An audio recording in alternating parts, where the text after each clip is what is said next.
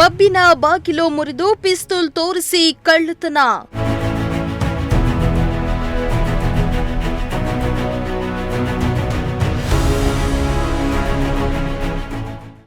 ಬೆಂಗಳೂರು ಸುಬ್ರಹ್ಮಣ್ಯ ನಗರ ಠಾಣಾ ವ್ಯಾಪ್ತಿಯಲ್ಲಿ ದರೋಡೆ.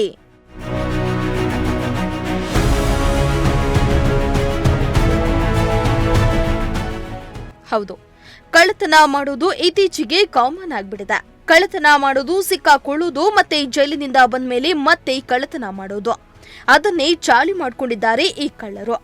ಅಂಗಡಿ, ಮನೆ, ಆಭರಣ, ಮಳಿಗೆ ಕಳ್ಳತನ ಮಾಡುವುದನ್ನ ನಾವು ಕೇಳಿದ್ದೇವೆ, ನೋಡಿದ್ದೇವೆ. ಆದರೆ ಇಲ್ಲೊಬ್ಬ ಕಳ್ಳ ಏಕಾಏಕಿ ಪಬ್ಬಿಗೆ ಕನ್ನ ಹಾಕಿ ಗನ್ ತೋರಿಸಿ ಹಣವನ್ನ ದೋಚಿ ಪರಾರಿಯಾಗಿದ್ದಾನೆ.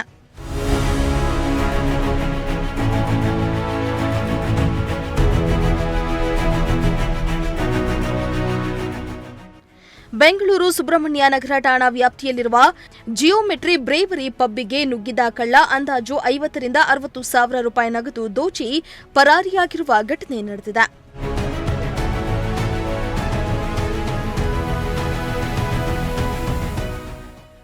ಇನ್ನು ಬೆಳಗಿನ ಜಾವ 4 ಗಂಟೆ ಸುಮಾರಿಗೆ ಪಬ್ಬಿನ ಹಿಂಬದಿ ಬಾಗಿಲು ಮುರಿದು ಕಳ್ಳ ಒಳಗಡೆ ಹೋಗಿದ್ದಾನೆ.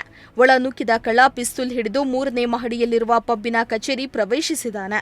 ಬಳಿಕ ಪಬ್ನಲ್ಲಿದ್ದ ಹಣವನ್ನ ದೋಚಿ ಬಾಗಿಲುಗಳನ್ನು ಮುಚ್ಚಿ ಹೊರಹೋಗಿದ್ದಾನೆ ಎಂದು ಅಲ್ಲಿನ ಸೆಕ್ಯೂರಿಟಿ ಪೊಲೀಸರಿಗೆ ತಿಳಿಸಿದ್ದಾರೆ.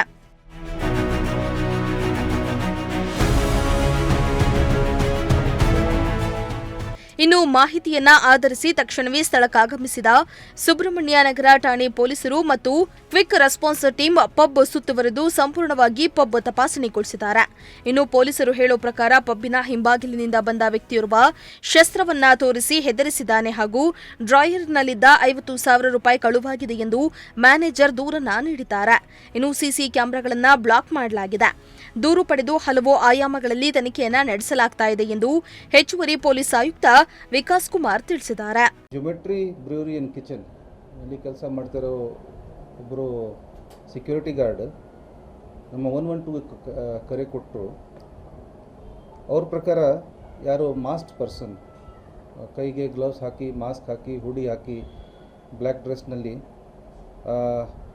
ಬ್ಯಾಕ್ ಡೋರ್ ಬ್ರೇಕ್ ಮಾಡಿಬಿಟ್ಟು ಓಪನ್ ಆದರು.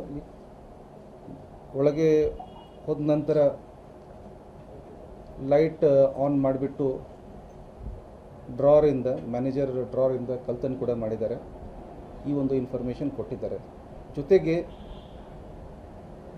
ಚೆಕಿಂಗ್ ಮಾಡುವಾಗ ಅವರಿಗೆ ವೆಪನ್ ತೋರಿಸಿದ್ದಾರೆ ಅಂತ ಅವ್ರ ಹೇಳಿಕೆ.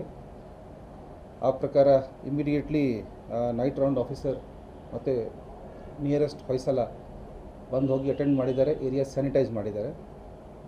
ಆ ಹಿನ್ನೆಲೆಯಲ್ಲಿ ನಾವು ಕ್ವಿಕ್ ರಿಯಾಕ್ಷನ್ ಟೀಮ್ QRT ಕೂಡ ಡಿಪ್ಲಾಯ್ ಮಾಡಿದ್ದೀವಿ. QRT ಕಡೆಯಿಂದ ಎಲ್ಲ ಫ್ಲೋರ್ ಅದು ಸ್ಯಾನಿಟೈಸ್ ಮಾಡಿಬಿಟ್ಟು ಈಗ ಏರಿಯಾ ಕೂಡ ಕ್ಲಿಯರ್ ಮಾಡಲಾಗಿದೆ.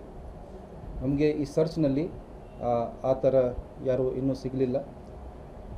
ಈಗ ಕಂಪ್ಲೇನೆಂಟ್ ಸ್ವಲ್ಪ ಟೈಮಲ್ಲಿ ಬಹುಶಃ ಅವರಿಗೆ ಮಾತಾಡಿದ್ದೀವಿ, ಕಂಪ್ಲೇಂಟ್ ಕೊಡ್ತಾರೆ. ಅವ್ರು ಕಂಪ್ಲೇಂಟ್ ಕೊಟ್ಟ ಮೇಲೆ ಪೂರಕವಾಗಿ ಒಂದು ವಿಚಾರಣೆ ಮಾಡಿ ಇನ್ವೆಸ್ಟಿಗೇಷನ್ ನಾವು ಮಾಡ್ತೀವಿ.